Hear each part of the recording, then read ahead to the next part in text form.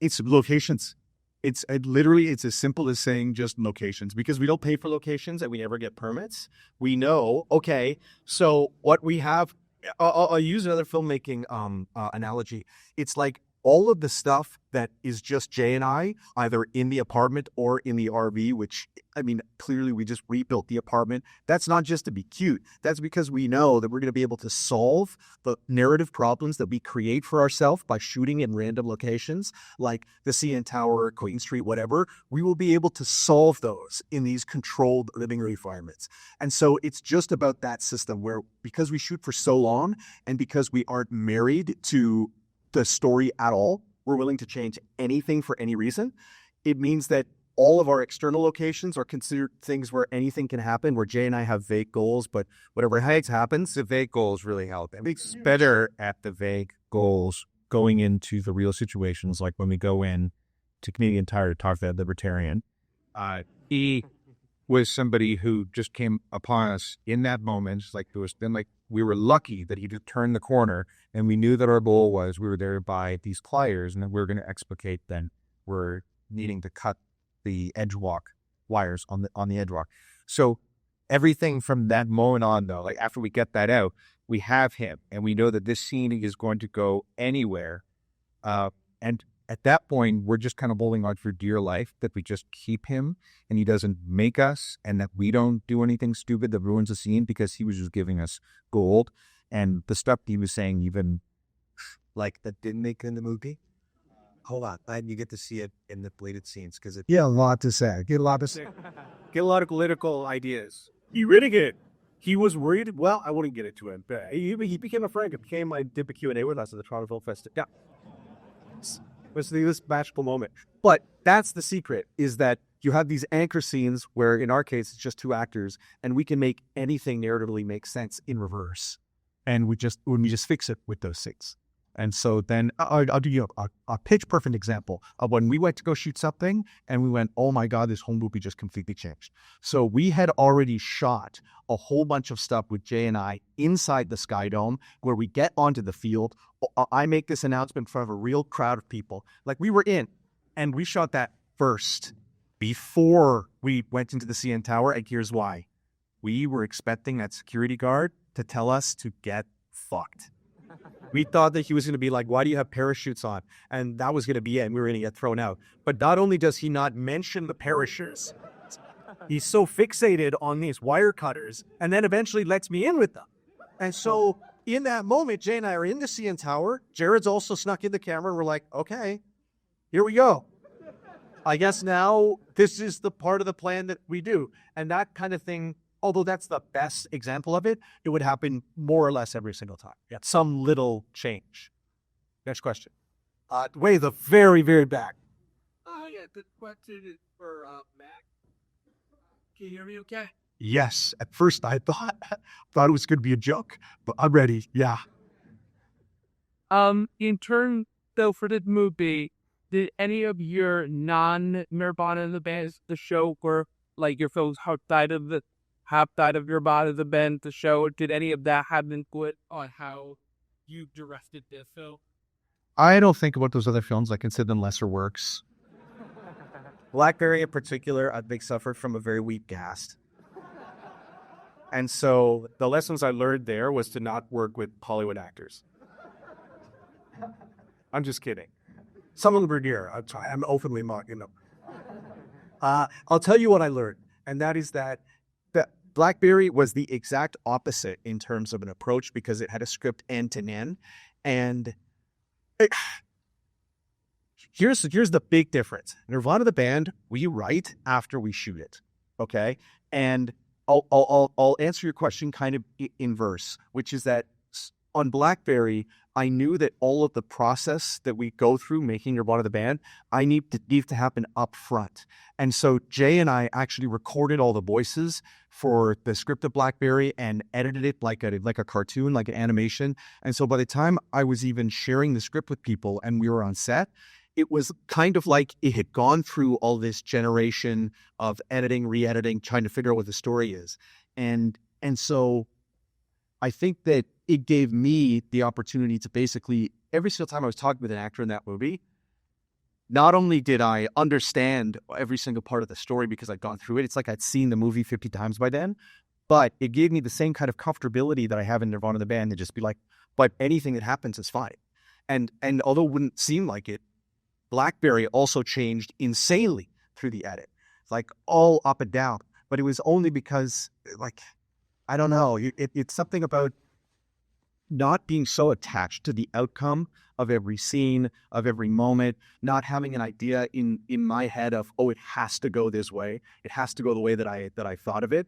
That, for all of these things, is sort of the secret. And so I know that's not answering your question. It's kind of doing it the other way. But really, Nirvana the band is so crazy hard to make, and you kind of give all your control up. Like you can't. Well, I already admitted we shot a whole other movie and then scrapped it, and so the feeling of getting to work. The feeling of getting to work with like a safety net where you have a script and actors who know all of their shit and are always going to be good, like that. In some ways, that is a much preferable way to work. I wish I could only make movies like that. I never want to do this ever again, very lost. I think making Blackberry is the Blackberry team, the core team is the exact same core team that worked on this movie. And going through it all with Blackberry, that was the first time that this team really had to front load a lot of preparation and really make sure that it could move the machine properly. And going through that right before going into this movie, I think kind of with everybody in the shape just to get to the next tier where this movie would not have been as polished and to a standard that we enjoy now had we not made Blackberry. I have a great answer for your question. As you were talking, what you were just saying made me think of something. Do you want to know what really changed my life in making those narrative movies that I made, that had scripts? Realizing that characters don't need to say what they think. This was like the biggest adult realization, and it's like things that they teach you at film school and you debate them, and I just forgot. But that, I remember editing Blackberry and watching the actors basically deliver dialogue without speaking, and realizing, oh man, all these things that I write, it's so much better for the actors to just think them. But you need actors who know how to do that, and that's why so much of the Nirvana the band movie versus the TV show is, although it does seem like we're talking a mile a minute, it's all extremely explicit. So much of it is going unsaid.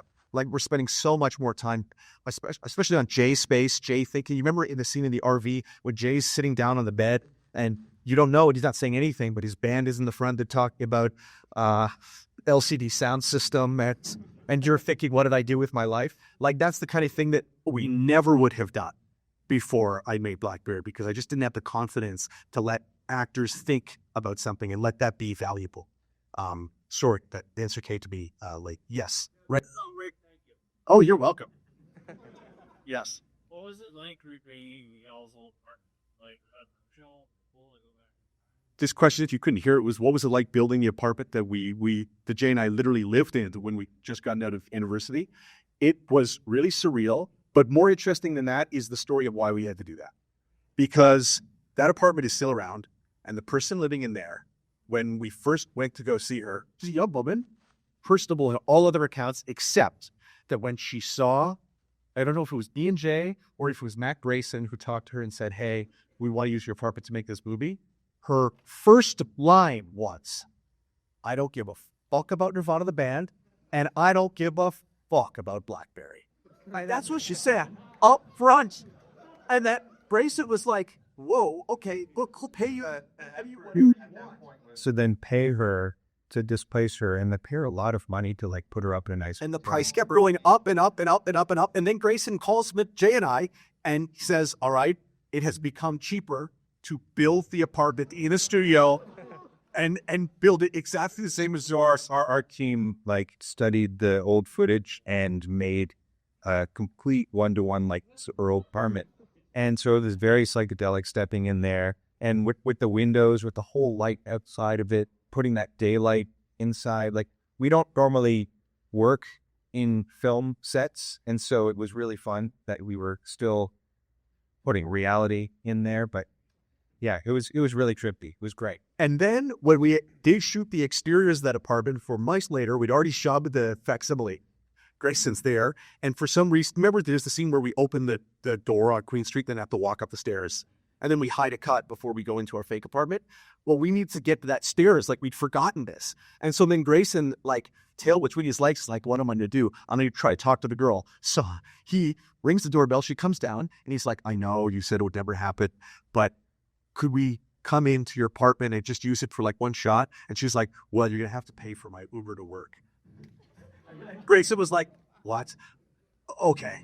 No problem. Like, somehow her price had gone from like $10,000 to $25 on the day. We needed to shoot like a little pickup of us just kind of going in and up the stairs, not in the apartment. And so we had our interns study her work schedule. So we slides out. We would go wiggly and shoot in the stairway. And she actually came home early one time. Like, we're like alerted. We had to like run. They have a real character on this movie shoot. It was its own Nirvana the Band episode. And we only didn't hear, and she's actually kind of nice. She's kind of a cool person, but as she said, she didn't give a fuck about the band, and she stuck to that. Yeah. Yes, over there. You're up at the game. I wanted to ask if there's any update you could share about the report. Yeah, Dion is releasing a huge Blu-ray of not only this movie, but they also have season 1 and 2 of our show. So it might be big and R. We think that they're gonna Basically do a gigantic omnibus of all of it, and who knows? I mean, maybe even season 3 gets released that way too, but we don't know. I'll tell you guys a really a cool episode, and this won't matter if you've never seen our show before or not, because it'll make sense instantly. One of the episodes of season 3, the first scene of the episode is the last scene of this movie, where you see Matt run down the stairs, pitch this plan, and Jay goes, maybe we should go a little early, and Matt agrees, and then the episode is usually go early, and then you see what happens when they jump off the CN Tower a little early. And well, you guys already know how this ends. We get some imagination. Yeah, you see, we make it. We make.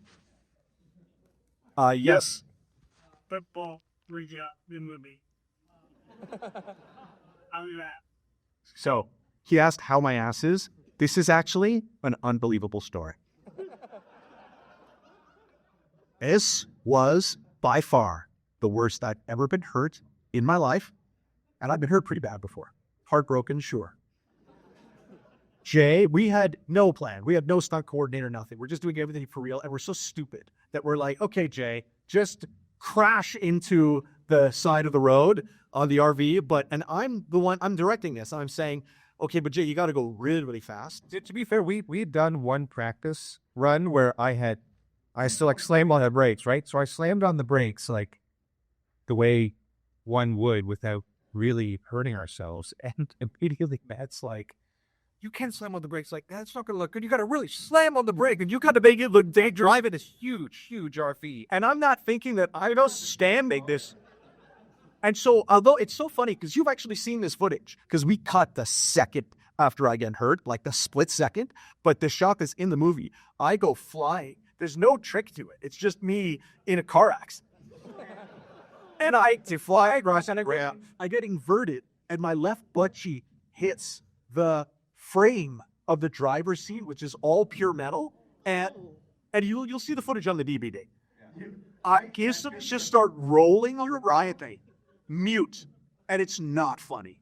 And all of my close friends are just watching. Jared's still filming me. Normally, like Matt knows, all of us know, like it's not a save. You kind of save it. You know the camera's on. Try to do your best. Like kind of like Tom Cruise would do. If I was staying in character and I was like kind of saying stuff to him, and he was just silent and writhing, and that was very scary. And then they're like, okay, how bad was it? And I'm like, it's like a 10 out of 10. I've never been performed by like, and they're like, show us. I pull my pants down, and it's like a little tiny red mark. I'm like, what the fuck? Oh, I look like a pussy. What the hell? This isn't right. Anyway, 2 days later, my entire ass is black, all the way down to my thigh. Like all of it's just jet black. And this black area increases every time you do it. Hey now. Well, hey, wasn't it huge? Yes. So come on. Now, yeah, Park Springs got a quote about this. Nothing ruins a great story like the arrival of an eyewitness. And that's why we all thought it was so hilarious that every single time we do that flashback, see, I'm almost like, my ass. I hit my ass. Because I really did. We have time for like 2 more questions. Sorry, we got to build up twice. I have a question. The Dirty is one of my favorite films of all. Thank you. We got it. Dirty shirt up front. Stand up, young man. Show the shirt. Show the shirt. This one's a little bit more neon. Now, hold up your gun. Nuclear. Or people are always telling me what is I just like a goof. And of course, very clever letterbox people are always going, sweatpants are out. And I always have to say, what happens to the people who said that to me? There's some Dirty's inside joke. Yes, no, yeah, question. Yes. Exactly. I was going to ask, I read that you enrolled yourself into this high school, and I kept reading this over and over again for years after I watched this movie. I was like, how would nobody know that it was you? Because I know that they knew that there was a film you shot, but it seems like nobody in the shot actually knew that you were in person. This story has taken on some apocryphal qualities in the news. I'll tell you the truth. Yes, everybody did say that about this movie. We were shooting illegally in high schools, but let's be serious. I did not enroll as a student in a high school with my friend. Wasn't like great bossy. And I think this is one of those things because we're from Canada. I think Americans just believe, Canada's a basic place. Anybody can enroll. But this is not what happened. We just trespassed. I remember when I showed up to do the Mr. Bird scene, I showed up to the music class. Oh, this is crazy. And when I was asking Matt, because Matt and I had finished the web series, and I was spending a lot of time on the road just touring as a musician. So I came back. He was in the middle of making this movie, and I had no idea at what stage it was at. And he said, come and just be a little part in it. I showed up, get this music class. I'm like, okay, so what am I doing? I'm playing a teacher or something? Like, do you have any sides or lines or anything like that? He's like, well, I think you just, and then a student came in with their tuba or whatever, and they see me kind of at the front of the class. He's dressed just like this. Yeah, pretty much. And the kid just goes, oh, we got a supply today. And he goes to sit down, and I just took the role and just improvised the whole thing. And that's basically literally teaching a music class. And their actual teacher showed up. And Jared, there's a trick to this, which is that Jared had gone to this high school. Jared's the cinematographer. It's same as in this movie. And when she came in, Jared started talking to her, being like, oh, hey, I'm here visiting. I'm filming something with my friends. And they thought that he was the teacher, so we're just going to let it go. And she was like, okay. And so that scene in The Dirties is Jay actually teaching a class who actually thinks he's the teacher, while the real teacher is just kind of like, well, that's what you were doing, too, with how you were kind of just... So, yes, I like to just say, inserting yourself into situations. But this movie, again, it's all the same thing. It's like, I find that every time that we go in public, and because this isn't like a prank show, we are trying to humiliate people, and we're also not trying to, catch people really off guard. We meet people where they are. I think in general, everybody's had a good attitude about it. It's stealing $1 million movie sets, and it's stealing $1 million acting from people. Like, from the very beginning, as soon as Matt and I started shooting in the real world and we were getting this footage back and we were seeing what some people were just giving us on screen, it was such vulnerability and it was such slices of real humanity that we thought was just funny for the sake of it being so real. And that, against what we were giving to it in a narrative sense, all of a sudden just lifted it beyond what we could have ever asked any actor to do, or anyone just prompting them to do it. When they're just giving us the real thing, there's something just really special about that. And also it comes from the fact that we're in Canada, there really aren't any actors. We couldn't hire anybody we wanted. You're right, especially when we were younger. We'll have one more question. What's the best possible one? What is the best question? Okay, yes, you in the wine shirt back there, yes. The show is rooted in something really relatable, which is being a musician, trying to get everyone up, and not being able to look at a show anywhere when you're nope. And if Lily is the show and the series is, it deprecates this really not heartfelt place. obviously that is really quite hard to do to like yourself out there as an artist. So I guess where did the old premise originate? Of the heartfelt stuff? No. He means being a musician. I'll say that it really came from Jay being a truly brilliant, almost savant piano player, and me growing up with him. Yo, please. And because we became friends in high school, and I never seen me by that before, where you could basically play any song unprompted, having just heard like a few notes of it. And I I could play a lot of the stuff that we both found, like when we were becoming friends, it was like, all of the Final Fantasy score? And I would start playing and Matt would start to like get up on his feet and recite lines across the game. But the reason I did that was because I was trying to participate. Yeah. Do you know what I mean? Like I wanted to be involved because you're so young, and like it seemed almost rude for me to just sit there and listen to him play the piano. But also there was a kind of arrogance that I had where I was like, I can be a part of this, even though I have no musical talent at all. Right? And it became a real feedback loop because his sort of young, precocious sort of vocabulary and sort of eloquent, like performative poetry or whatever you call it, that was feeding the music too. So like it would just go into other things and we'd allow it to just kind of go down the rabbit hole into this psychedelic and get into Creed corn. And so the doomed irony of these two guys thinking that they were a band seemed funny because they're not a band, no matter how much they say they are. And that in a nutshell is sort of what the whole series is about. Something that's doomed from the start, that literally by definition can't succeed. But these guys are going to try until they're dead in the ground. And that those two like immovable forces working together for some reason was powerful to us. And will be for hopefully many more years. Next time you see us, we'll be here with the sequel to this in the year 2040. With that, we thank you, Los Angeles. Thank you so much. Good night. You release February 13th. Tell your friends. I'm sure actually all the fans in the city are copying this theater right now. So look for. Bye.